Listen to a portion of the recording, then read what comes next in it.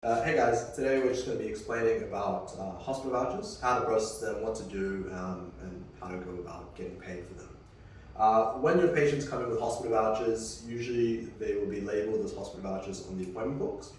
It will be a HV sign, and when they come in, they'll be coming in with a few forms. The form that we care about is the green paper form, or usually green, but can be any color. But the main thing that you'll see is that it should say General Care Authority voucher. Okay. What this voucher does is it basically allows them to get certain treatments done, and that's usually labeled out in the assess treatment need. So it's in the top section of this, and it tells you what you can and can't do based on, I guess, what the hospital deems as necessary. So when they come in, they won't be paying for anything out of pocket. They'll come in and they will leave the form at the clinic. And the main reason for that is when they get the treatment done, they don't want this piece of paper going to another dentist and then getting the exact same treatment, or if it hasn't been specified in the treatment, extra money to get certain treatments done, because then no one gets paid. So just in terms of the hospital voucher, usually they'll say something like item numbers for oral health services scheduled 2022, and it tells you what you need for special requirements, so prior approval. So they'll need usually x-rays or OPGs or something to get approval for these, and you should not start on these item codes until you have that approval. The oral fee schedule allows you to do your basic cleans, your deep cleans, your fillings, your normal exams, your x-rays, your OPGs, especially since we have an OPG machine, we should be using it. Your extractions, your re-cementation of crowns. It doesn't allow actual crowns. You can do dentures, but you do need approval, and that's pretty much the bulk of the treatment that you can do. Okay, there is a set fee level for it, and that's already input into the computer. So we'll talk about that in a second. Cool. Yep. So when you have a hospital voucher patient, before you start, you will know that it has a HV sign on it, and it should just label for a hospital voucher. Just looks like that, and then you know that, hey, look, we're not going to be paid for that today. It is going to be the hospital that pays it, and usually they take about 1 to 2 months to actually make a payment. So there's actually quite a bit of delay between doing the treatment, setting it off, completing the treatment, setting it off, and then actually getting paid for it, right?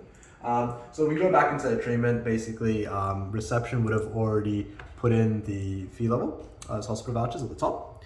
And basically any item code you pop in from now on has a set fee level, and it is going to be different to what we normally charge.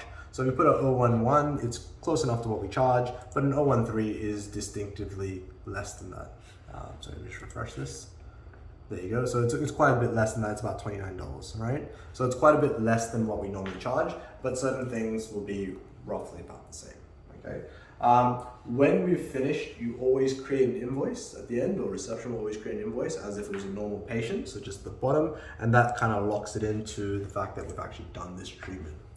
When we've finished all the treatment, right, or all the treatment that we can do under that voucher, right, basically at that point we'll be sending off the voucher. Reception will transcribe it into the form over here in this section.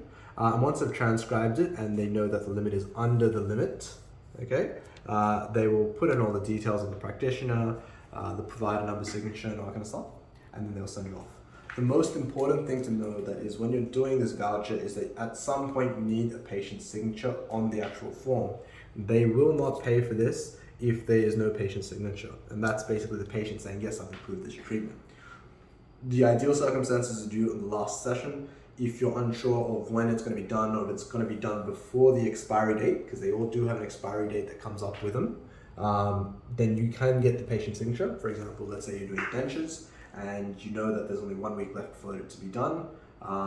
Sometimes I've gotten the patient signature, sent it off as if it's done, and then continue the treatment and finish it off as per normal, right? So that is an option that you can do. But the most important thing is you need a patient signature, and it needs to be sent off before the due date, and it has to have a patient signature. So with all the forms, once you've done the first set of treatments, you'll have the forms, and you need to store it somewhere because we don't want these getting lost.